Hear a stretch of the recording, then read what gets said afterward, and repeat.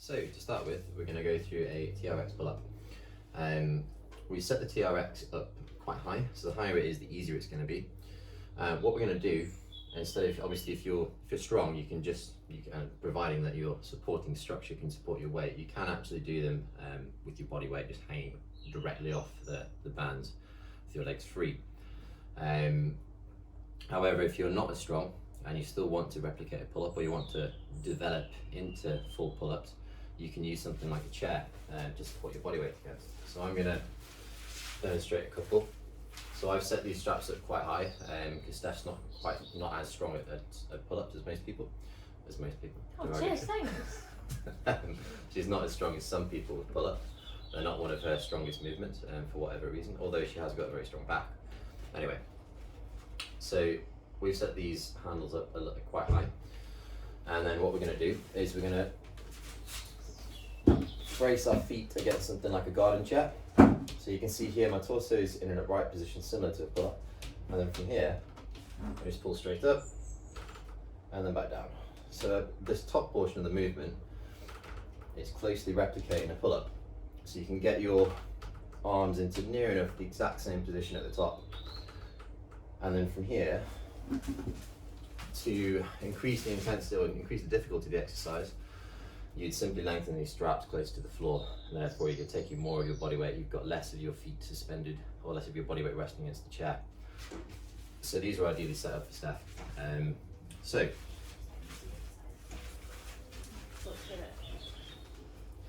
we're going to go for 6 to 8 reps. Okay,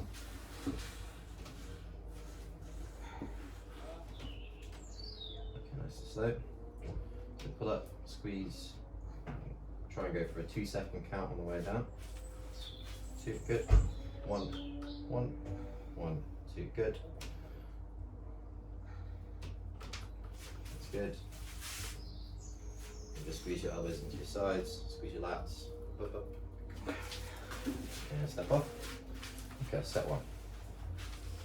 I'll just leave it recording. The air freshener just sprayed your face. Excellent. So with my first video, I thought I might as well talk through some of the equipment purchases that I have made. Ignore the Alexa turning off in the background. So I've got a variety of bands, more bands than they probably have in stock in a warehouse at this rate. So I've got loads of the short bands in various different strengths. So these are useful for physio stuff or any sort of glute work if you want to apply them around your knees or feet. Yeah, standard stuff. I mean, you could use some of the heavier ones, I guess, for yeah, you could use that for single leg RDLs. And some of the clip-on ones that come with the handles, and they're always useful because you can just stack them up. They're actually quite strong. If you can't source those, or if they're out of stock, they are pretty much just bungee cord. And if you look on eBay for bungee cord, it's pretty straightforward actually. They're exactly the same. So you just pick a diameter and a length and there we go. And they're often quite a lot cheaper actually. So they won't come with these little ends, but you can just tie them in a knot and fix them around something. If you tie them in a knot and then hook a carabiner through them and then buy a handle, you've got the same thing. So I've used those for a couple of clients where they've not been able to get any stock or deliveries of those because people have been a nightmare in the UK delivering them. And then more bands, and then obviously we have power bands. So mine are littered everywhere at the moment in various strengths. So these blue ones are extra heavy. They are ridiculously heavy. Normally I'd use them for things like leg press in a conventional gym environment, but my legs are quite strong, so I can actually use those for things like squats or pendulum squats, either against the wall or with the TRX. A yoga strap or 2. They are incredibly useful because you can just use them to hook around things. So here I've just hooked my little pulley device, which I'll get onto in a sec, to one of my rafters. Very useful things, and obviously you can use them for yoga. But I actually used that one earlier on as a dipping bell. So I just looped it through the weight, got it so that it was pulling tight against the weight, wrapped it around my waist, tied it around, made a little knot again, and then I've got a DIY dipping bell. Really simple. Suspension trainer, or TRX, that is actually, well, pulley, that's the next thing to mention. I did mention it earlier on in the video, but that's literally just a gate pulley, but it is actually so smooth, and it costs $10, which is nothing. It has got a little eyelet, so I could actually drill that into one of the beams, but I really can't be bothered, and that strap is there, so it's easy. And I can clip it off when I want then. I probably will end up drilling it into the top at some point, but at the moment I can't be bothered because it does its function just fine as it is. Bike security cable. It is literally just a, I don't know if you can see it, a steel cable covered with some insulation. It actually came with the ends looped around. You could just get a normal steel cable, and you can actually get those little joists at the end where you feed the cable through, loop it back around, clip that onto the end, and there we go. You've got your own little loop that then you attach your carabiner clips to through the end. Now this security cable was, what was it? £7, about, again, about $10. Nothing, and it's 2.5 meters long. So I'm 6 foot, and that beam's probably about 9 foot. So that's pretty much perfect for having these, for getting it through the pulley. So it's about the right height to hook around the bottom and hook around the top. Really cheap, and this, it pulls so smoothly. There's no resistance against that in regards to fraying against the cable, if that makes sense. But yeah, it's probably one of my best purchases I've made, and just having that single cable makes such a difference. Obviously you can do any cable movements with it. If I wanted to have more of a mid cable, I guess I could lower the yoga strap, which I guess that's another reason for not bolting it to the ceiling. I could lower it if I really wanted to, and that would lower the fulcrum point. So I'd be able to pull it at a slightly different angle maybe, which is really cool. D handles, these came with the resistance band set, but I think I've seen these for about £3 to £5. Again, about what's that? About $5 to $7. So cheap as chips. Power bands I've covered. Yeah, and then I've got the big power bands. I've got the little ones. I would highly recommend getting pairs of probably each resistance of power band. Because they're just so useful and they're so cheap. They're obscenely cheap. And when you pair them up like I did in the video, such as doing the double banded exercises, they can feel better than cable exercises. And that's not me just saying that. I genuinely think they feel better than cable exercises, because you get the tension where you want it in the movement. So a seated row, you really want your lats to be under as much tension as possible at the end of it, but you don't want it to be at the start where your humerus is kind of at the edge of the socket and you're stabilizing muscles such as your rotator cuff. Your rotator cuff muscles, like your infraspinatus, your supraspinatus, have then got to jam that humerus back to the ball of socket. You don't want that much tension at the start. So and then if you double band it, you can regulate the amount of tension you have at the starting portion of the movement or the mid-range, depending on what sister band you hook the band you're pulling through. Really is a great little trick that will go very far. I've got a kettlebell. Not really necessary. They tend to be overpriced these days. They're not as versatile as people make them out to be, but they're useful, and I like doing swings. So goblet squats are nice as well. T-belt is a brilliant little thing. So this cost me £70, about $80-ish, and it's made from it's manufactured by Brett Contreras Strength. So obviously don't know if any of you guys know Brett Contreras, but he is known as the glute guy. Probably the authority when it comes to training glutes in regards to fitness professionals. Really great piece of kit, and it's light. This is plastic, but durable plastic. So you just pop the pin out. You've got your little handle there. It's got a neutral grip handle and it's got a normal overhand straight bar. And and you just pop your weights over the top. You could use that for rows, goblet squats, deadlifts, swings, whatever you like.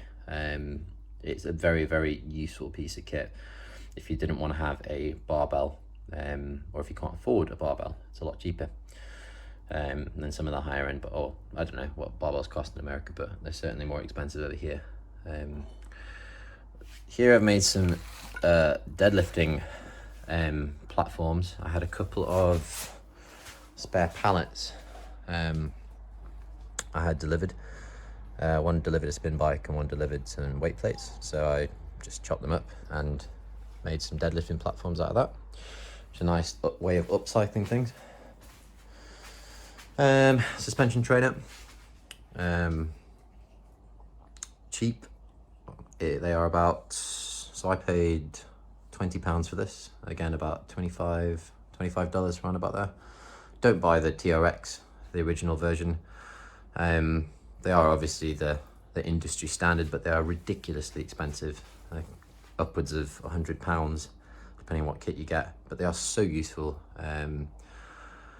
I've made a guide of about 50 different exercises you can do with these. Incredibly versatile, and you have the advantage of using your own body weight to perform your exercises with these, so it's a no-brainer. And you don't have to have a rafter to hook them to, like I've got there. They come with a door anchor that you can just hook from any normal door. I know it won't pull your door off. They are very stable and quite sturdy, your doors that is. Other pieces of home gym kit, mat, obviously, foam rollers, everything's in pink for some reason, foam pad, that's from barbell, it's not really home gym equipment, a battle rope, they are also cheap, about £15, $20, that's a 38 mil 9 meter rope, I think. Incredible conditioning tool. They are really, really tough and brilliant for burning out your shoulders. And then obviously the heavy duty stuff, which is squat stands. They cost about $100, and these ones are quite cool. So they came with some little dipping handles in there, which are actually really solid. I weigh 230 pounds and I can do weighted dips with an extra 45 pound, an extra 90 pounds actually I've had on. So that's 90 pounds plus 230, 320, yeah, easy.